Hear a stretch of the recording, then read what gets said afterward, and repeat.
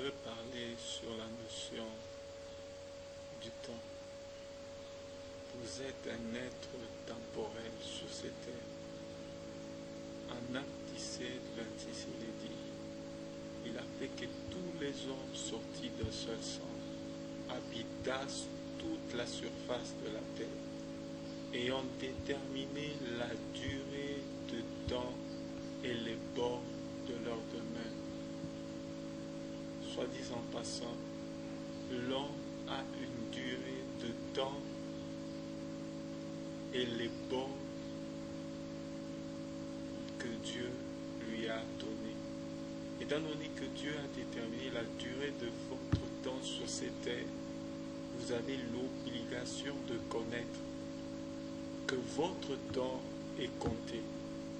Vous ne devez pas vivre comme si vous avez tout le temps de faire une chose. Il y a un temps pour toute chose sur cette terre, dit Ecclésiaste. Vous devez faire toutes choses en son temps. Même les bonnes choses peuvent être mauvaises si elles ne sont pas faites en leur temps. Ainsi, vous devez avoir l'intelligence de temps. Vous ne devez pas vivre, faire des choix, poser des actes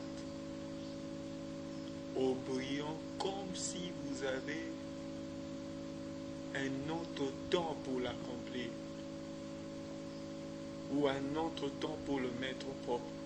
Il ne faut pas vivre en entendant le beau temps, les belles sensations pour poser vos actes.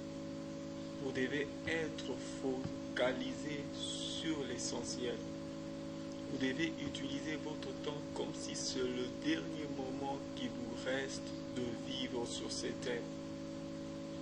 Proverbe 17, le verset 1, il est dit, « Ne te vante pas du lendemain, car tu ne sais pas ce qu'un jour peut enfanter. » Votre manière d'occuper votre temps actuel détermine vos résultats futurs.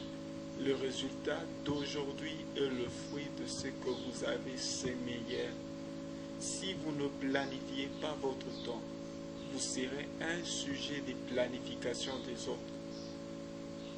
Vous accomplirez le travail que d'autres ont planifié et pas les vôtres. Vous pouvez amplifier votre temps en menant des actions en parallèle. Le temps est l'un des capitaux que Dieu a donné à tout le monde, aux riches et aux pauvres. La planification de vos actions dans le temps vous permet de mener des actions multisectorielles. Vous n'êtes pas appelé à faire toutes choses dans la vie.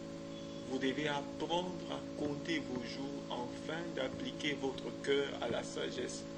Vous devez vous en remettre aux mains de temps et de circonstances, car la course ne point au plus agile, ni la guerre aux vaillants, ni le pain aux sages, ni la richesse aux intelligences, ni la faveur aux savants, car tout dépend pour eux du temps et des circonstances.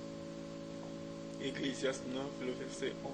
Puisse le Seigneur Jésus nous fasse grâce de maximiser notre temps, car Jésus revient bientôt. Au Seigneur Jésus soit la gloire. Merci.